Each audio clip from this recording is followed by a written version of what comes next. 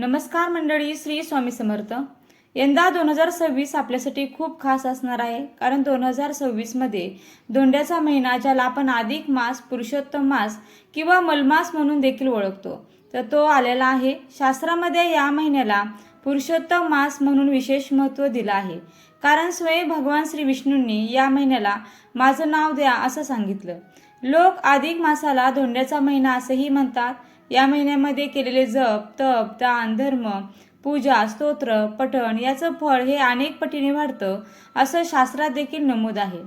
तर आजच्या व्हिडिओमध्ये आपण या वर्षातलं सर्वात विशेष, सर्वात फलदायी मानला जाणारा हा अधिक मास म्हणजेच पुरुषोत्तम महिना हा नेमका कधी सुरू होतो, कधी संपतो, याचं महत्त्व काय आणि या महिन्यात नेमकं काय करावं, कोणत्या चुका टाळाव्यात, तसेच या महिन्यामध्ये कोणकोणत्या महत्त्वाच्या तिथी या आलेल्या आहेत, हे आपण आजच्या व्हिडिओमध्ये पाहणार आहोत।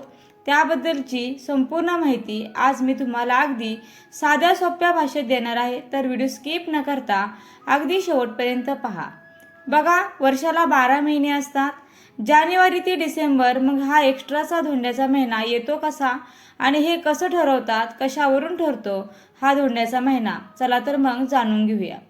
तुम्हाला ही एक गोष्ट माहीत आहे का की आपल्या वैदिक पंचांगात अधिक मास लीप वर्षामध्ये एक दिवस वाढतो, पण आपल्या हिंदू पंचांगामध्ये एक संपूर्ण महिना वाढतो। आणि हे का होते? कारण चंद्रवर्ष आणि सूर्यवर्ष यांच्यात जो फरक आहे तो जुळवण्यासाठी हा अतिरिक्त महिना जोडला जातो। चंद्र 12 राशींची प्रदक्षिणा साधारणतः 28-29 दिवसात पूर्ण करतो, तर सूर्य एका राशीत जवळजवळ 30 ते 31 दिवस थांबतो। दुसरीकडे भारतीय गणना पद्धतीनुसार सौर वर्षात 365 दिवस आणि चंद्रवर्षात 354 दिवस असतात, आणि अशा प्रकारे एका वर्षात चंद्र आणि सौर वर्षात 11 दिवसांचा फरक असतो, आणि 3 वर्षात हा फरक 33 दिवसांचा होतो, आणि हे 33 दिवस 3 वर्षांनी अतिरिक्त महिना बनतात। हे अतिरिक्त 33 दिवस एका महिन्यात जोडले जातात, ज्याला अधिक मास असे नाव देण्यात आलेलं आहे। आणि असं केल्याने व्रत उत्सवाची तारीख अनुकूल राहते, तसेच पंचांग किंवा हिंदू कॅलेंडर सूर्य आणि चंद्रवर्षाच्या गणनेवर आधारित आहे।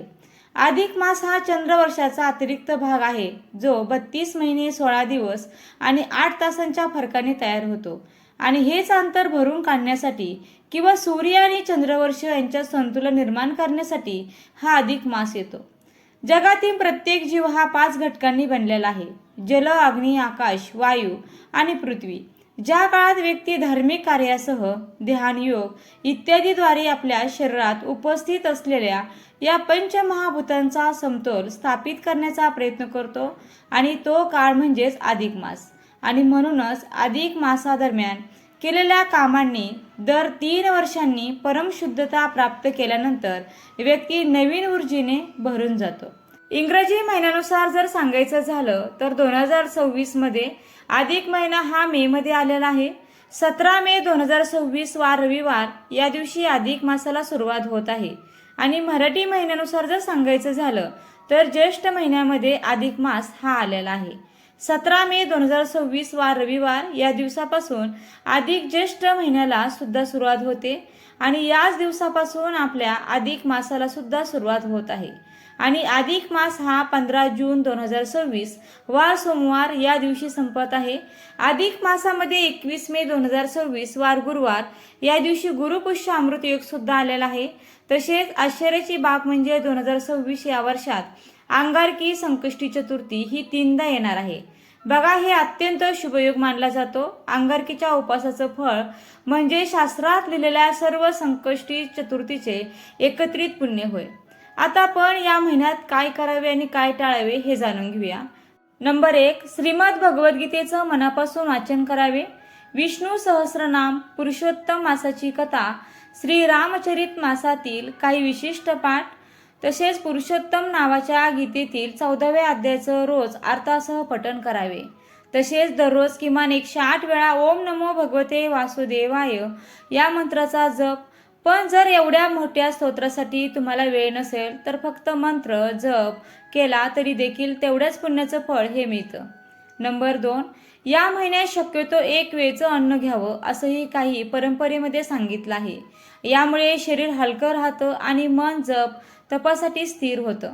नंबर 3, या महिन्यात दानाला विशेष असं महत्त्व आहे. गहू, तांदूळ, मूग, दूध, दही, तूप, आवळा, तांदळाच्या पिठाचे पदार्थ, जिरे, साखर, खजूर अशा सात्विक वस्तूंचं दान केल्याने ग्रहदोषही शांत होतात आणि याचबरोबर अधिक मासात दीपदान अत्यंत शुभ मानलं जातं.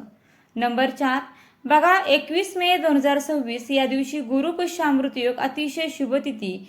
या दिवशी काहीही खरेदी केली, विशेषतः सोने चांदी, हे अनेक पटीने वाढतं असं शास्त्र सांगतं. धोंड्याच्या महिन्यात लोक अगदी पायातीन जोडी सुद्धा खरेदी करतात. चांदी लक्ष्मीप्रिय असल्याने या दिवशी चांदीच्या वस्तू घ्यायला खूप चांगलं. तसेच धोंड्याच्या महिन्यामध्ये जावई आणि मुलीला चांदीचं वाण देण्याची देखील परंपरा आहे. अजूनही अनेक घरात ही परंपरा चालते आणि चांदी हा सात्विक, शुभ आणि मन धन वाढवणारा धातू मानला जातो. नंबर 5, या महिन्याला पुरुषोत्तम मास, माधव मास असं देखील म्हणतात.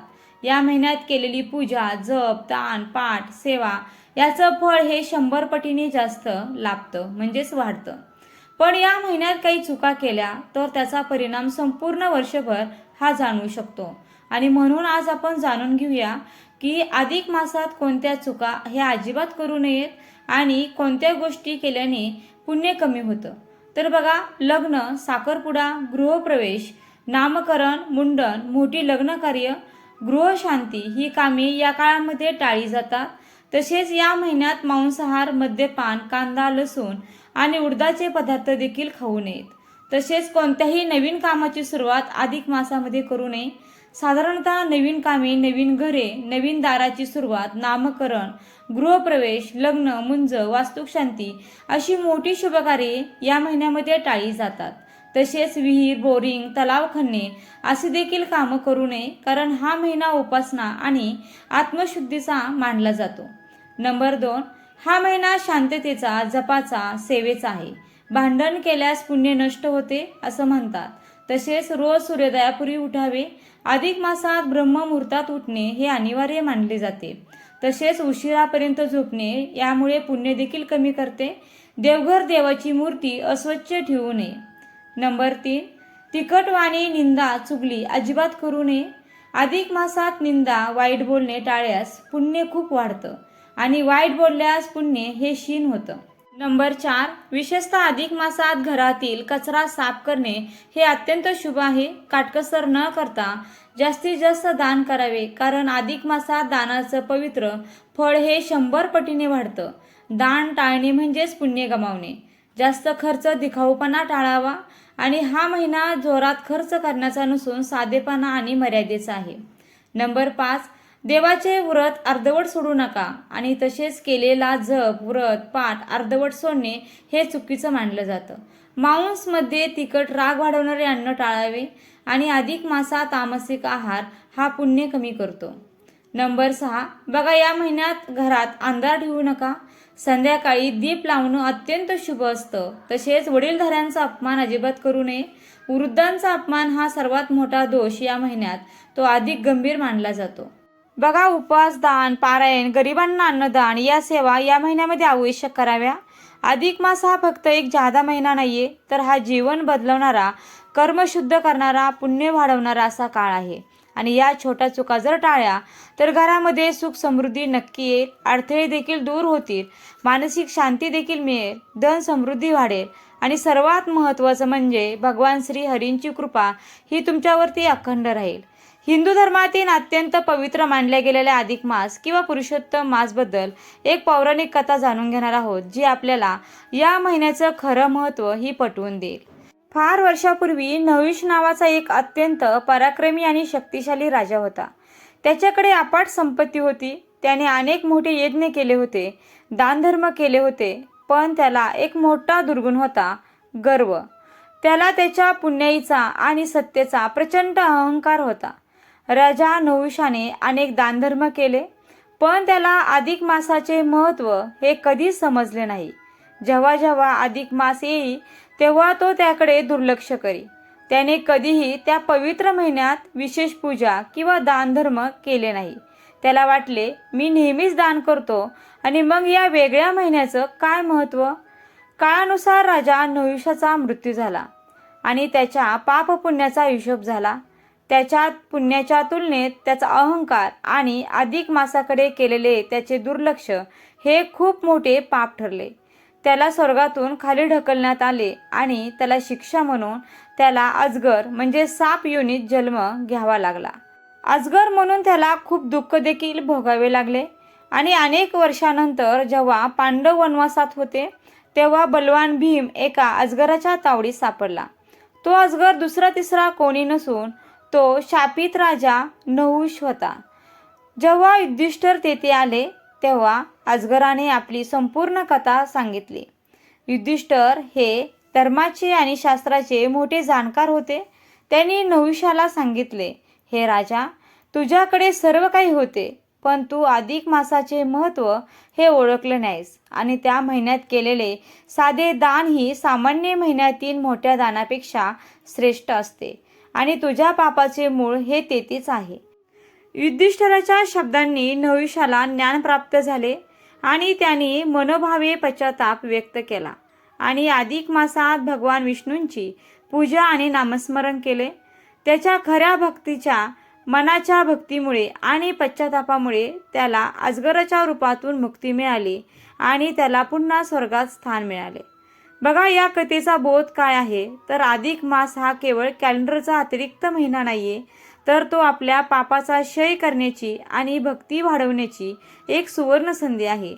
आणि या महिन्यात केलेले छोटेसे सत्कर्मही भगवान विष्णूंना प्रिय असते. तर आजच्या या व्हिडिओमध्ये तुम्हाला अधिक महिन्याची महत्त्वपूर्ण माहिती दिलेली आहे. तर व्हिडिओ आवडला असेल तर व्हिडिओला नक्की लाईक करा, शेअर करा आणि चॅनलला सबस्क्राईब करायला विसरू नका. व्हिडिओ शेवटपर्यंत पाहिल्याबद्दल मनापासून तुमची खूप खूप आभारी आहे. धन्यवाद. श्री स्वामी समर्थ. जय जय स्वामी समर्थ. रामकृष्ण हरी. जय जय रामकृष्ण हरी. ओम नमो भगवते वासुदेवाय नमः.